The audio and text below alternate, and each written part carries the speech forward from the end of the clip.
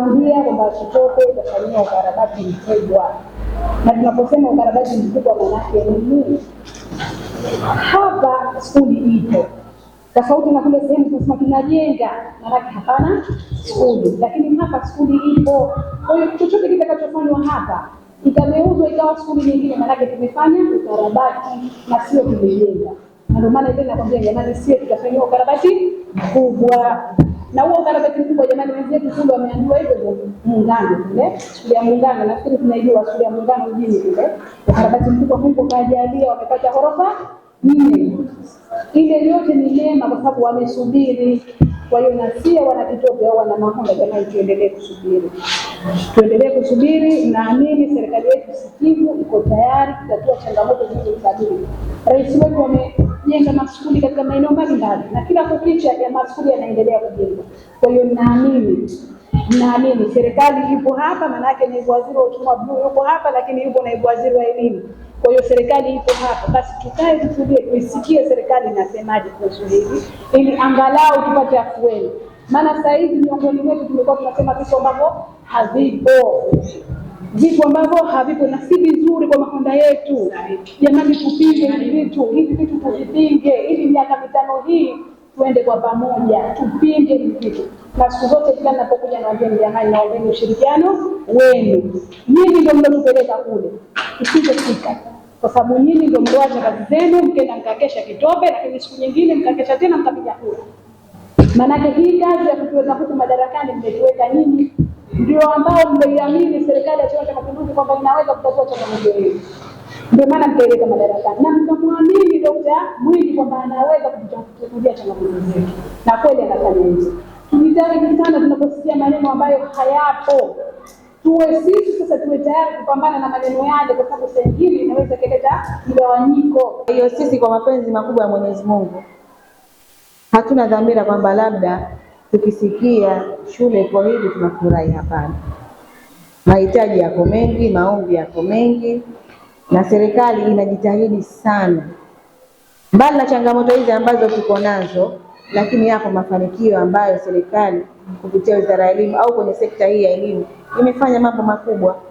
Miundombinu kadri kila siku inavyokwenda, mnaona shule za ghorofa au skuli za ghorofa zinajengwa, au si kweli ndugu zangu? Maabara au hazipo?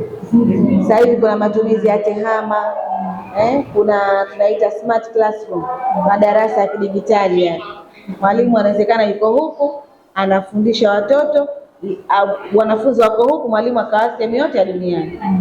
Haya yote ni mafanikio kwenye sekta ya elimu. Kwa hiyo kama tunavyofanikiwa, basi tujue kwamba changamoto hazikosekani. Kwa hiyo changamoto hizi kwenye masuala ya ukarabati, kuna maombi mengi ambayo yako kwenye foleni kama nilivyosema, lakini kwa kuwatoa hofu, safari hii skuli imo kwenye ratiba ya ukarabati. Msiwe na hofu, ili jengo limo katika ukarabati mara hii katika mwaka wa fedha 25-26. Utekelezaji wake ndio unaanza sasa hivi. Kwa hiyo utekelezaji ndio kwa vile unaanza, kaeni mkao wa kula. Hofu yangu wanafunzi, nadhani hilo viongozi watajua wapi akikabidhiwa mkandarasi hapa na wanafunzi wajulikane wanaenda wapi. 900 huu karabati tutaupokea kwa masikitiko, tutaupokea. 900 hawa wataingia kwenye vyumba hivi au huo ukarabati tutaongezewa angalau vyumba vya kukidhi. Na mnaposema kama Kinduni haina shule, na sisi Kitope tunasema hatuna shule, kwa sababu Kitope inachukua watu wa shule nyingine. Hapo katikati hapo wanakuja hapa, Matetema mwanangu wanakuja hapa, Mwachalale huku wote wanakuja hapa. Manake si hapa kila tunakuja tunalia na yeye kwa ajili ya shule. Hebu tuoneni huruma hasa, wala msijali kuambiwa kwamba kuna maneno mengi. Mtu akiumizwa lazima aseme maneno mengi, unasema yaliyo na yasiyo kwa maumivu.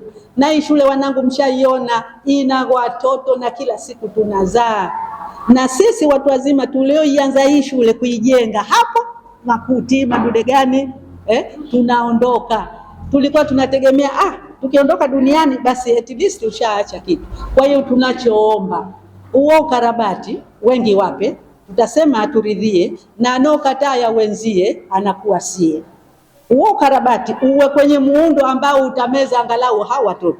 Still shule ya sekondari ya ghorofa na sisi tunaitaka. Hivi mkituambia dakika ya mwisho, mwaka jana tumeletewa lori 2 za mchanga zimewekwa pale chini ya uwanja mpira, tukaambiwa Wahindi wako njiani wanakuja kujenga skuli ya kufunga. Mheshimiwa Naibu Waziri, nadhani mnifahamu hapo. Wanakuja kujenga skuli ya kufunga ile ya kuweka makuta tu ehe. Kwa kweli sasa hivi wasi wa Kitope sasa mkiwaambia kwamba msio na wasiwasi, wallahi wasiwasi tunao, kwa sababu ule mchanga umekwenda mpaka umehamishwa na maji wote.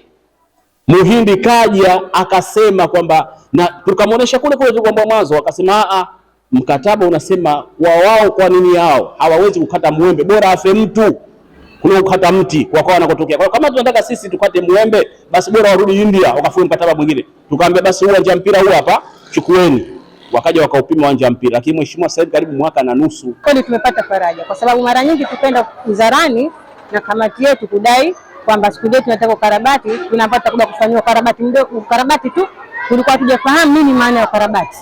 Lakini leo viongozi wametufahamisha nini maana ya ukarabati mkubwa. Ukarabati mkubwa ni kujengwa skuli yenye utoshelevu wa kila kitu. Maabara zitakuwepo, madarasa yataongezeka na kila facility zote maana zitapatikana. Kwa hiyo leo tumefahamu na tumefurahi.